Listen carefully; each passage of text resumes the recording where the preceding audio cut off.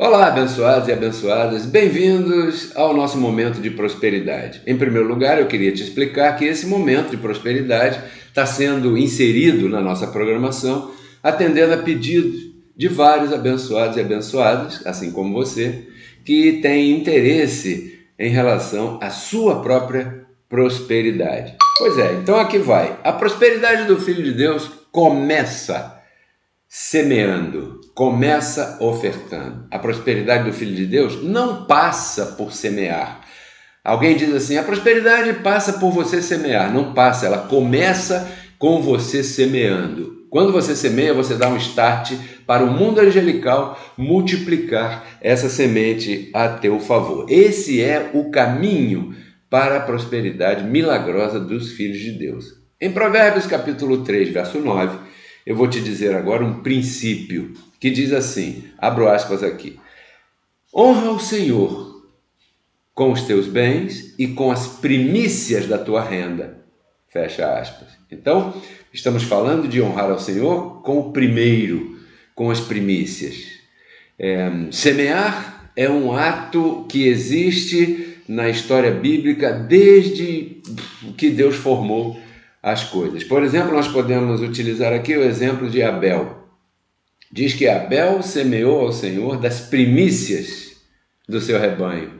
Caim semeou daquilo que sobrou. E você vê que Deus recebeu com muito carinho e agrado a oferta de Abel. Você vê que as primícias têm sempre um valor maior, né? Um valor verdadeiro, lá em Gênesis capítulo 4, verso 4. Em Gênesis 14, verso 20, você nota Abraão entregando semente a Melquisedeque, na forma de dízimos e ofertas. E note que a lei de Moisés não existia. Tem gente por aí que diz, não, isso de ofertar, de semear é da lei. Mentira.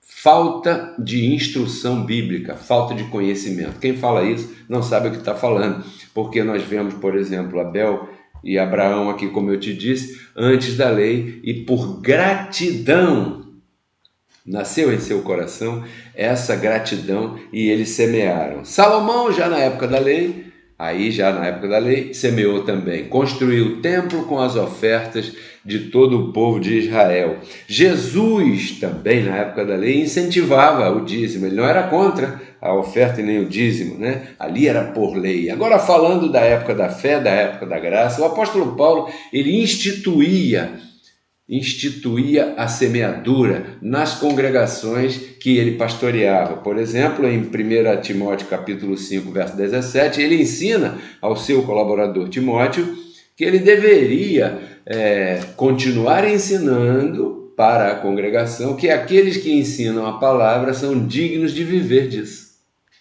É lindo, é verdade? Agora, aqui fica a proposta que eu quero te fazer, para que você note na prática a prosperidade de Deus manifestada na tua vida. Proponha uma coisa. Bom, estamos iniciando julho.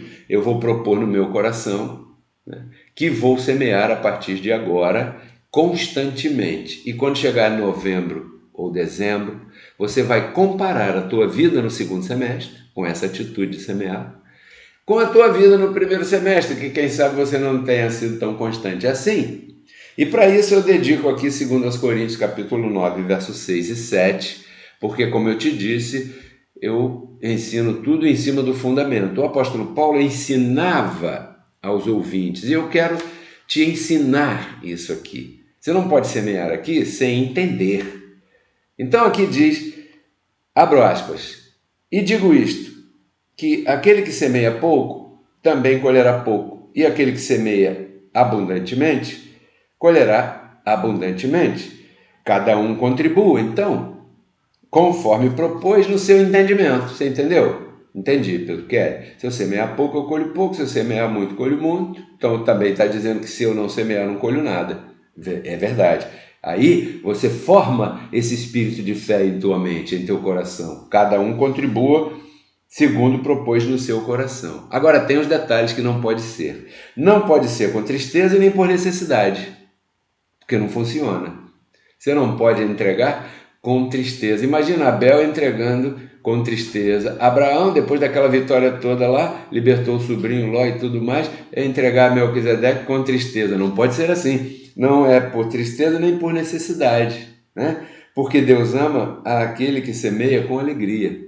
Fecha aspas, ponto. Então, eu espero que você tenha entendido a mensagem aqui, que mostra para você qual é o caminho da sua prosperidade, você que é um filho de Deus. E aí foque na sua prosperidade no segundo semestre. Vamos semear? Vou colocar aqui na tua tela os nossos códigos Pix. O primeiro é o nosso celular, 21 99 104 8388. O segundo é o nosso e-mail, pedrokellerrcc@gmail.com. Esses são os nossos 2 códigos Pix para você enviar agora a tua semente. Estamos no início de julho e eu declaro você colhendo em julho tudo que você plantou até aqui no primeiro semestre.